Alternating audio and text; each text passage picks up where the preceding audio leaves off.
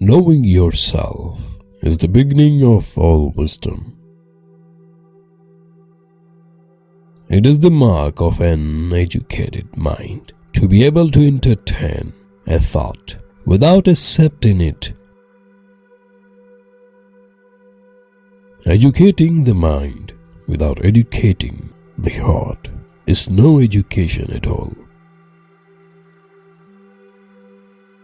The educated differ from the uneducated as much as the living from the dead.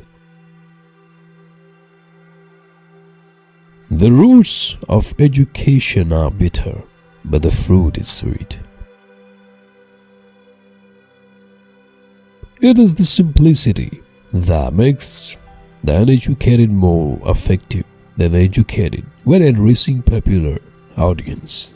When addressing popular audiences makes them, as the poets tell us, charm the crowd's ears. More finally, educated men lay down broad general principles. Uneducated men argue from common knowledge and draw obvious conclusions. All who have meditated on the art of the governing mankind have been convinced that the fate of empires depends on the education of youth. No great mind has ever existed without a touch of madness. Excellence is never an accident. It is always the result of high intention, sincere effort, and intelligent execution. It presents the wise choice of many alternatives. Choice, not chance, determines your destiny. Those who educate children well are more to be honored than they who produce them, for those only gave them life, those the art of living well. Education is an ornament in prosperity and a refuge in adversity. Education is the best provision for old age. The best way to teach morality is to make it a habit with children. What is educated insolence? All men by nature desire knowledge.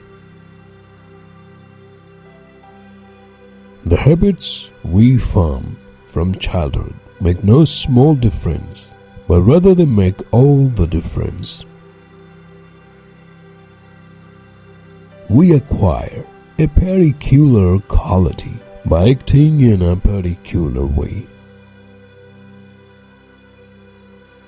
Our youth should also be educated with music and physical education.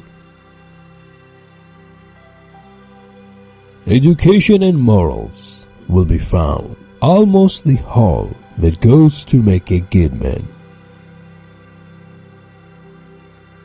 To learn is a natural pleasure, not confined to philosophers, but common to all men. Anything that we have to learn to do, we learn by the actual doing of it.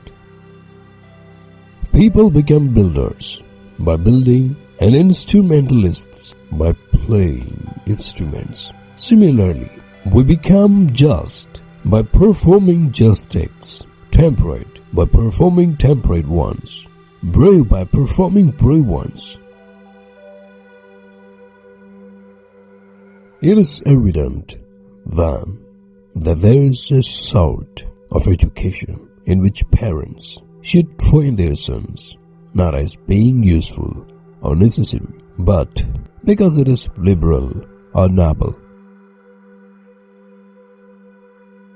Education begins at the level of learner.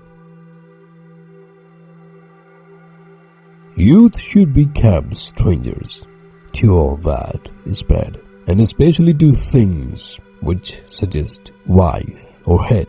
When the 5 years passed away, during the 2 following years, they must look on at the pursuits which they are hereafter to learn. There are 2 periods of life with reference to which education has to be divided, from 7 of the age of puberty and onwards to the age of 1 and 20.